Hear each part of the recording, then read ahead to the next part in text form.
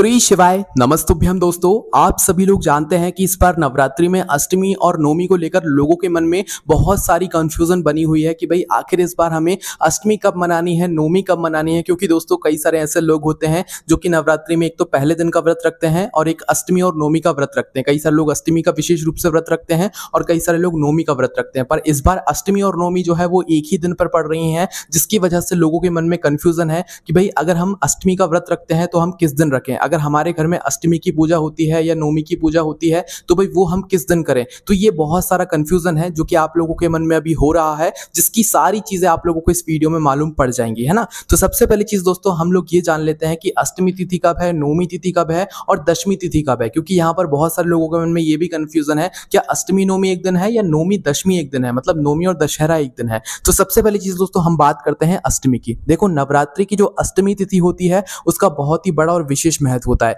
अष्टमी के दिन कई सारे लोग जो है कन्या पूजन करते हैं और कन्या भोजन भी यहाँ पर करवाते हैं। और कई सारे लोगों के घर में यहाँ पर पूरे परिवार में जो है यहाँ पर अष्टमी के दिन जो है अष्टमी पूजी जाती है, मतलब अष्टमी के दिन एक विशेष पूजा होती है। और कई सारे लोगों के घर में ये पूजा नवमी के दिन भी होती है ना। तो सबसे पहले हमें ये जानना जरूरी है कि इस बार जो नवरात्रि है भाई नवरात्रि में अष्टमी तिथि कब है और कब से शुरू हो रही है और हमें किस दिन अष्टमी तिथि मनानी चाहिए, अष्टमी मनानी चाहिए, जिससे कि सब कुछ सही हो, है ना। तो सबसे पहली चीज दोस्तों हम आपको समय के अनुसार बताते हैं। देखो, इस नवरात्रि में जो अष्टमी तिथि की जो शुरुआत हो रही है वो 10 अक्टूबर से हो रही है। किस दिन से हो रही है? 10 अक्टूबर से हो रही है ना। तो 10 अक्टूबर को दोपहर के 12:33 से यहाँ पर इस नवरात्रि की अष्टमी तिथि शुरू हो जाएगी। कितने बजे से? दोपहर के 12:33 से। किस दिन? 10 अक्टूबर को, है ना। जो कि दोस्तों अगले दिन मतलब 11 अक्टूबर शुक्रवार के दिन दोपहर के 12:07 तक रहेगी, है ना।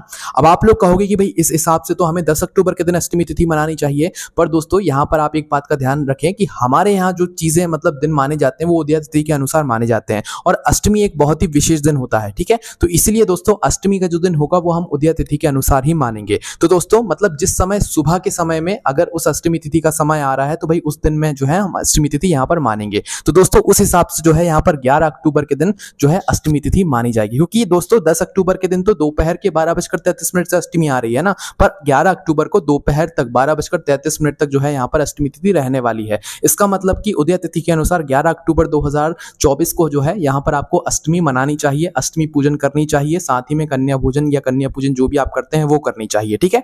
तो ये बात तो आपको क्लियर हो गई किन लोगों के लिए, जो लोग अष्टमी के बारे में जानना चाहते थे। अब बात करते हैं नवमी के बारे में कि भाई इस नवरात्रि में नवमी तिथि कब मानी जाएगी। अगर हमारे घर में नवमी तिथि की पूजा होती है या नवमी की पूजी जाती है तो भाई वो पूजा हम कब करें।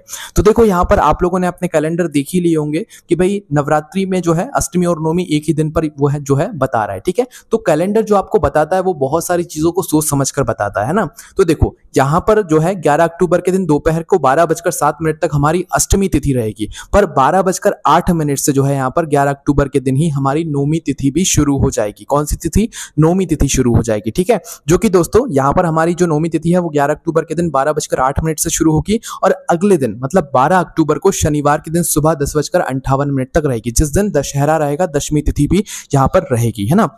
तो दोस्तों यहाँ पर आप सीधी सी बात समझ सकते हो कि 11 अक्टूबर के दिन दोपहर को 12:08 से नवमी तिथि आ रही है और अगले दिन 12 अक्टूबर को जो है शनिवार के दिन सुबह 10:58 तक ये रहने वाली है ना। मतलब कि 11 बजे तक लगभग रहने वाली है। पर दोस्तों यहाँ पर एक विशेष बात ये आती है कि अभी आपने कहा कि भाई उदय तिथि के अनुसार हमें मानना चाहिए, तो उस हिसाब से तो फिर नवमी तिथि 12 अक्टूबर के दिन होनी चाहिए। पर दोस्तों ऐसा यहाँ पर नहीं है। देखिए सबसे पहली चीज आप लोग ये समझिए कि अष्टमी और नवमी तिथि का जो विशेष महत्व होता है वो क्या होता है। देखो अष्टमी की जो पूजन होती है वो भी रात्रि में होती है, नवमी की जो पूजन होती है वो भी रात्रि में होती है, ये बात आप सभी लोग जानते हो। पर दोस्तों जो 12 अक्टूबर का दिन है इसमें जो है यहाँ पर जो नवमी तिथि है वो कब तक रह रही है? सुबह के 10:58 तक, आप समझ लो 11 बजे तक, ठीक है। और 11 बजे के बाद जो तिथि शुरू हो जाएगी वो दशमी की हो जाएगी, मतलब दशहरा का हो जाएगा, ठीक है, दशहरा का दिन हो जाएगा। अब अष्टमी और नवमी तिथि तो आप मान सकते हो कि हाँ ये तो दोनों देवियों के ही दिन है, तो भाई आप इसकी रात्रि मान सकते हो, ठीक है। पर नवमी के दिन 10:58 के बाद से दशमी तिथि शुरू हो जाएगी, पर दशमी तिथि जो है वो दशहरा का दिन हो जाता है।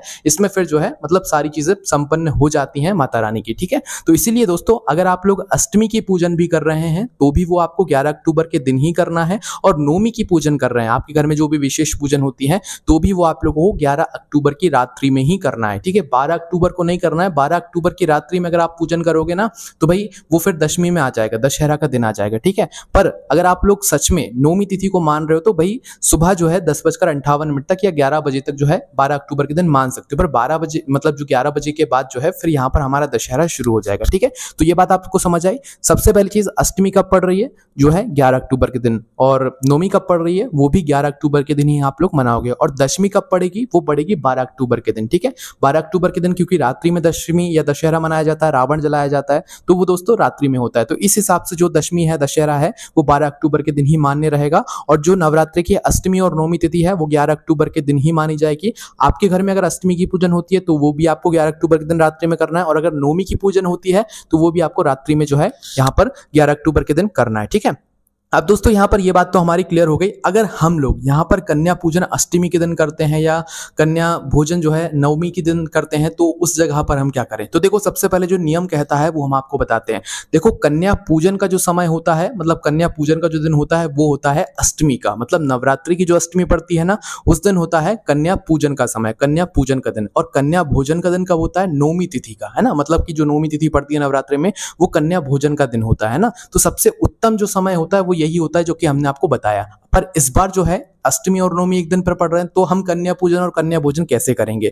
तो देखो, उसका सबसे अच्छा हम आपको ये बात बता देते हैं। देखो, 11 अक्टूबर के दिन मतलब शुक्रवार के दिन दोपहर को 12:07 तक अष्टमी तिथि रहेगी। मतलब अष्टमी तिथि में हमें कन्या पूजन कर लेना चाहिए, है ना। तो मतलब कि 11 अक्टूबर को दोपहर के 12:07 से पहले पहले आप अपनी जो कन्या पूजन करते हैं उसको संपन्न कर लीजिए। मतलब कन्या पूजन दोपहर के 12:07 से पहले पहले कर लीजिए। किस दिन? 11 अक्टूबर के दिन। ठीक है, यहाँ पर आप 12:07 से पहले पहले कन्या पूजन अपनी संपन्न कर लेंगे, कन्या पूजन पूरी कर लेंगे। उसके बाद में जो लोग मतलब कन्या भोजन करवाते हैं नौमी तिथि के दिन या अष्टमी तिथि के दिन भी करवाते हैं, तो भाई वो लोग 12:08 से लेकर फिर जो भी दोपहर का समय होगा उस बीच में जो है आप लोग अपना कन्या भोजन जो है वो करवा सकते हैं। तो दोस्तों, अगर आप लोगों के यहाँ अष्टमी के दिन कन्या भोजन या कन्या पूजन कराया जाता है तो आप लोग 11 अक्टूबर के दिन 12:07 से पहले पहले या 12 बजे से पहले पहले अपनी कन्या पूजन और कन्या भोजन पूरा कर लीजिएगा। ठीक है, क्योंकि ये सारी चीजें आपकी अष्टमी तिथि में आ जाएंगी। और जिन लोगों के घर में नौमी तिथि के दिन जो है कन्या पूजन या कन्या भोजन वगैरह कराया जाता है,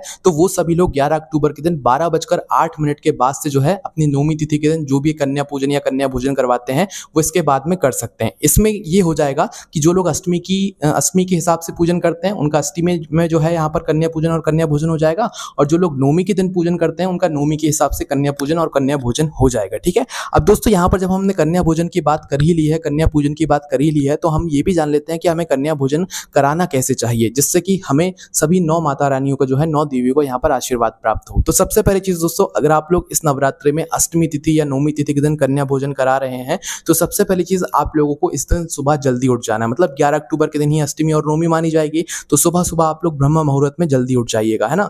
और सुबह जल्दी उठकर ब्रह्म मुहूर्त में उठने की कोशिश कीजिएगा, शुद्ध हो जाइएगा, स्नान करके अपने सभी कामों से निवृत्त हो जाइएगा, अपने घर की रसोई घर में साफ सफाई वगैरह सारी कर लीजिएगा। ठीक है, और अपने घर के भगवानों को स्नान वगैरह से सारी उनकी पूजन वगैरह कर लीजिएगा। ये सारा आपका सुबह सुबह ही काम हो जाना चाहिए। आपको ऐसा मन बना लेना है कि आज स्वयं 9 देवियां आपके घर में विराजमान होने वाली हैं, आपके घर में आने वाली है ना।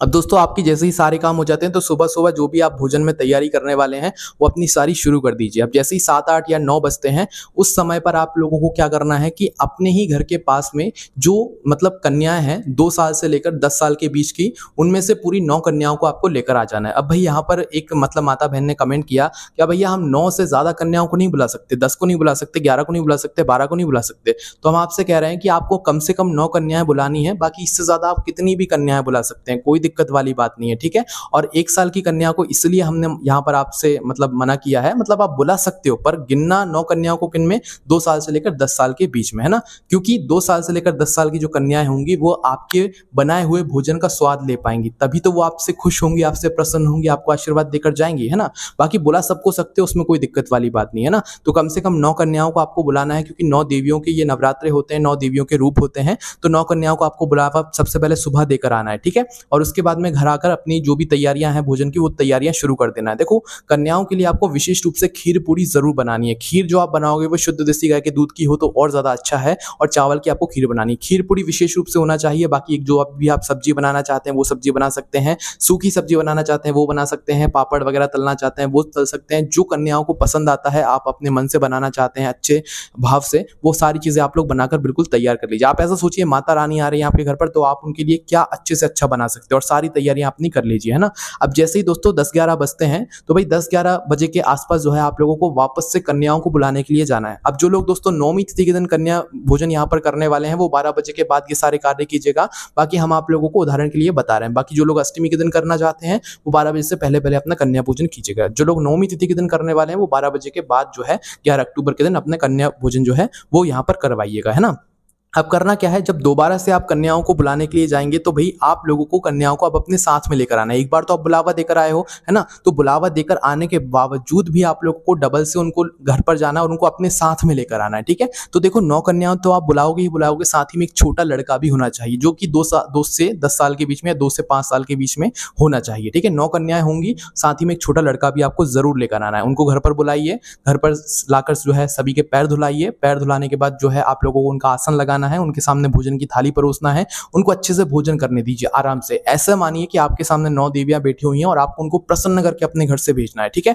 और उनको अच्छे से आराम से भोजन करने दीजिएगा। जो कार्य आप 9 देवियों के लिए या कन्याओं के लिए करेंगे वही कार्य आप लोग जो है उस छोटे लड़के के लिए भी करेंगे, क्योंकि कन्याओं के साथ में एक छोटा लड़का होना भी जरूरी है। एक से ज्यादा हो सकते हैं पर एक तो कम से कम छोटा लड़का होना ही चाहिए, है ना। तो करना क्या, आपने उनको भोजन कराया, अच्छे से आराम से करने दीजिएगा। भोजन जैसे ही हो जाता है उसके बाद में आप उनके सामने की जगह साफ कर दीजिए या उन्हें एक अलग जगह पर बिठाकर उनका श्रृंगार कीजिए। श्रृंगार में आप उनके पैरों में माहौर वगैरह लगा सकते हैं, उनके हाथों में चूड़ियां अगर उनके लिए कुछ लाई हुई हैं तो वही वो पहना सकते हैं। उनको चुनरी उड़ा दीजिए, चुनरी बहुत पसंद होती है कन्याओं को, तो भाई चुनरी वगैरह उड़ा दीजिएगा। उसके बाद में आप लोगों को क्या करना है कि भाई उनके जो है यहाँ पर सेवा करना है। सेवा करने का मतलब है कि ऐसा नहीं कि कन्या भोजन कर रहे हो तो जल्दबाजी में सब कुछ कर दो और जल्दी से कहो कि जाओ सभी कन्या जाओ, नहीं नहीं।